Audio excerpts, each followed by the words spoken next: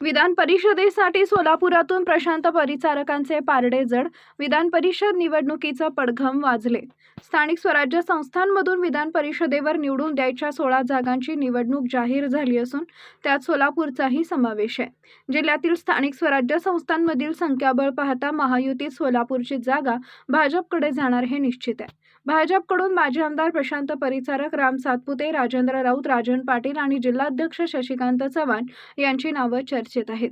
याशिवाय सोलापूर जिल्ह्याच्या बाहेरीलही एक नाव चर्चेत आहे. मात्र त्याचा निर्णय सर्वस्वी पालकमंत्री जयकुमार गोरे यांच्यावर अवलंबून आहे.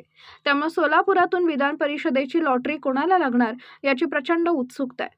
मागील 2016 ते 2022 या कालावधीत माजी आमदार प्रशांत परिचारक यांनी सोलापुरातून प्रतिनिधित्व केले होते. माजी आमदार परिचारक यांनी पक्षासाठी 2 वेळा विधानसभेच्या निवडणुकीतून माघार घेतली आहे. विधानसभेच्या 2024च्या निवडणुकीत तर परिचारक यांनी माघार घ्यावी यासाठी मनधरणी करायला थेट नागपूरहून तत्कालीन प्रदेश अध्यक्ष चंद्रशेखर बावनकुळे पंढरपुरात आले होते. त्यावेळी बावनकुळेंनी परिचारक हे लवकरच विधिमंडळात दिसतील असं जाहीरपणे सांगितले होते.